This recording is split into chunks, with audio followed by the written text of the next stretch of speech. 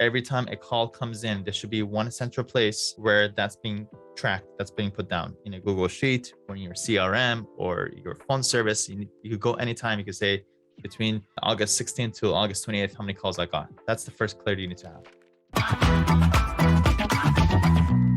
Is your Google ad analysis based upon leading everyone to the funnel that you're creating? Like for a PPC, right? You're advertising when you're doing a Google ad, it appears on the top of the search menu. The clickable link, is that going to be the funnel that you're creating? No, for Google ads and all ads sources, this is all the numbers that you need. Anybody who's doing paid ads, you need to have clarity on these numbers. I'm saying the link though, the actual substance of the ad that you're creating. I'll get to that. Yeah, what you're seeing on the screen is the most important numbers that you need to have at a minimum. Your cost, and this is your ad cost, not your management cost. The reason is, this is basically, I evaluate whether I should be spending more or not. I don't want to throw this into the picture. That's kind of, usually it's not a variable. So it's usually ad costs. The cost was $5K in ads. That brought me 100 clients. My cost per lead was $50 cost per lead. I got 10 clients out of it. My cost acquisition was $500. And my ROI calculation is basically you need to know what your average client value is. So client or revenue. Let's just say these 10 clients that were worth 100K. Your ROI is revenue minus costs divided by costs. Just write this down for ROI calculation. It's your revenue, which is basically we made 100K, minus the cost, which is 5K, divided by the costs. And we multiply that by 100. That gives the ROI of 1900% ROI. When I'm running this, because I've done this for a while, that I guess it depends on what company you're with. But if you're going to be having a $5,000 ad spend with most companies, they're going to charge approximately 20% of that is going to be their management fee. And so as your budget gets higher, that number grows to them. So I would assume that you have at least another $1,000 that you're spending to your company, whoever that is, that's managing your PPC spend, and that's significant, which would bring all of these numbers. Your ROI would go down because your cost is up higher, what have you. As far as just how I'm running the math, I always add the management fee. And then I guess the only other question I would have is, in my line of work, is yes, there's an average, but in the criminal world, I'll have things as simple as a single appearance ticket and then as complex as a multiple homicide case. So obviously the value of those cases go from a couple of $100s to a 5-figure retainer. That's drastic. So it can ebb and flow because there isn't a consistent number in what I do. Not to say I can't come to an average. I can, and I have, but it just makes the math tough because you don't know who's going to call because there's such drastic differences in the type of cases I get. For that, I would do a breakdown, have a very thorough breakdown, minimum of your last 12 months, even up to the last 3 years, of exactly your different practice types, number of clients you got, and your revenue for each of these. And I want you to 80-20 Pareto analysis, analyze it. And I want you to focus on your top 2, ideally, and try to cut down on those bottom ones. The bottom ones, not only are you making the least money, but also they're taking the most time. And in every system, you'll always find your inefficiencies and your, so cut that out. And instead, let's go make the Google ads and the Facebook ads specifically about these top 1, if not up to top 2, and try to scale that up, that budget. That's the first thing I would do. Can you throw in the management costs in there in your calculation? Sure. Not make it or break it. For me, the reason why I don't is like mentally, I just want to know, with 5K ad spend, I made this much. With 10K ad spend, I made this much. Because the reason is, the way I think about it, your result from doing that is tied to how much your ad cost is. That's the true variable, right? I don't want to throw off the numbers based on what the management fee is. I just know if I doubled it, this is how much it changed the revenue. That's how I kind of think about it. And the other point that what you brought up, David, brings up is, depending on how much your management is, that also means that you need to be spending a minimum of, over time, I would always get asked, I was also in situations like, how much do I start off with?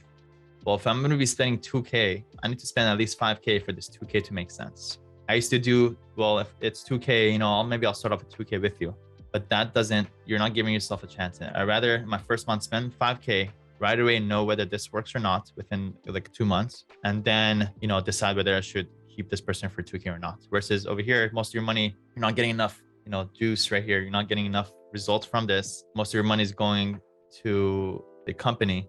So basically give yourself a chance, increase this, and be a little bit more aggressive to have more clarity upfront whether this 2K is worth it or not. Basically spend a little bit more than you want to get clarity earlier whether you should spend this 2K or not. Should I place my ClickFunnels page as my main landing page? Yes. The place where you send your paid ads sources to, either Google ads or Facebook ads, should be a funnel. And depending on the source, they could look different. If it's Google ads, they usually look like the call now funnel. The call now funnel, which is basically the landing page that basically just says, give me a call, or fill out this contact form submission. If you go to other sources like Facebook ads and other sources, it might need to look different. For that, it's going to be more of the high ticket funnel, which is get their contact information and then try to build a relationship with them and get them to watch a video and do the booking, all that stuff. So it depends on the source. But if you're doing Google ads, yes, you're going to be using a ClickFunnels page to create a landing page, which either you can use mine, or if these Yohani or whatever, these Google ads people, they usually at this point they already have optimized good landing pages. So you can also use theirs as well.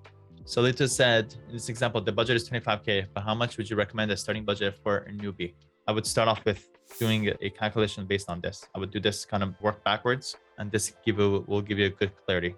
And I would say at this point, again, if you do the math, you'll be more open to kind of spending a little bit more. And it's good to get clarity early on whether it's going to work or not for me. I would not base it on 1 month. 1 month, I don't think is enough for any of these paid ad sources. Minimum, if you really want to be aggressive, maybe 2, but ideally 3.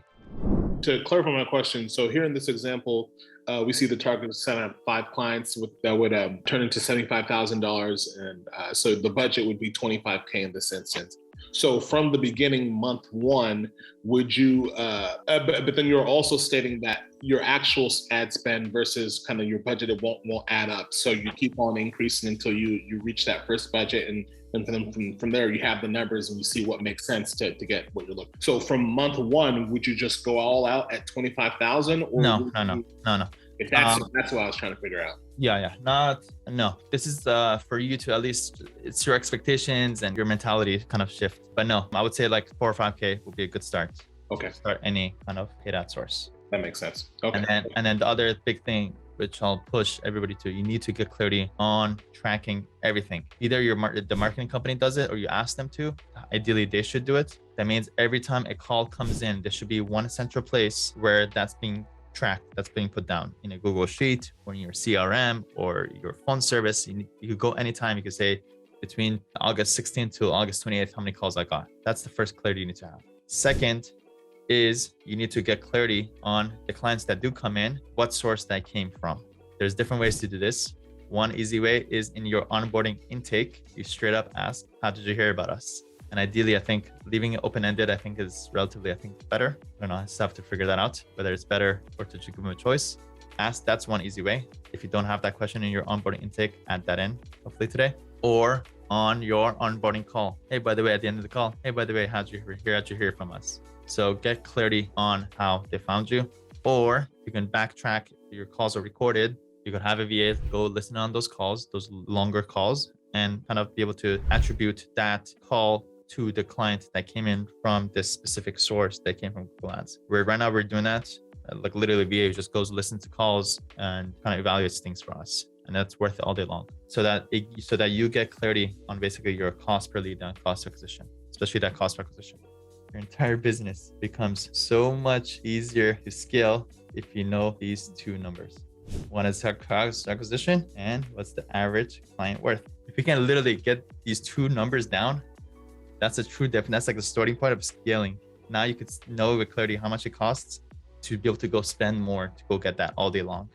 Like cost acquisition costs $500 to get me a client. An average client is 3K. Oh my goodness. Let me go spend as much as I possibly can to go make that 3K all day long. And I'll go find that as many people, hey, but can you set this up for me? Can you set this up for me? And I'm willing to even spend up to 1K to make that all day long. If someone doesn't even theory, I'll push that up to 1,500.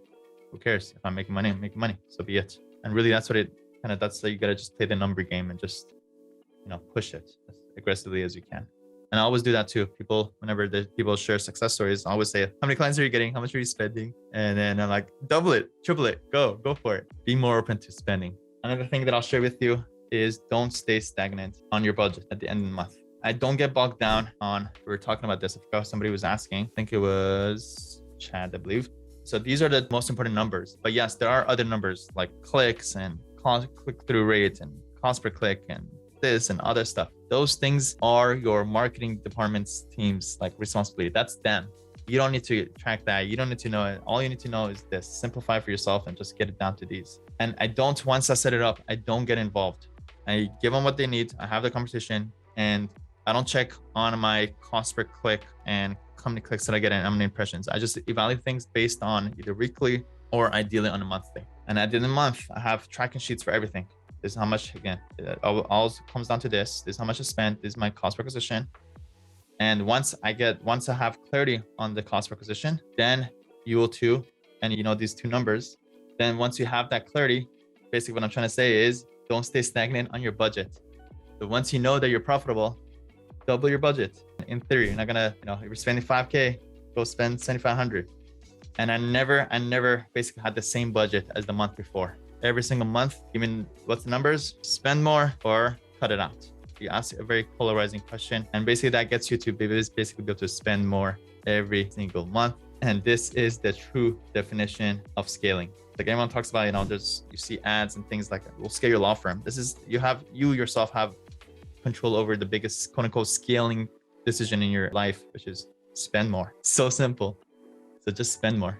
Lawyer Nation, I hope you enjoyed that video. If you did, take a moment right now to subscribe right below and turn on the bell notification to get notified every time I post a video, because right now I'm posting 5 videos a week, providing lots of value to lawyers. So click right here to subscribe, and to watch the next most relevant video, click right here. Go do it, go watch it.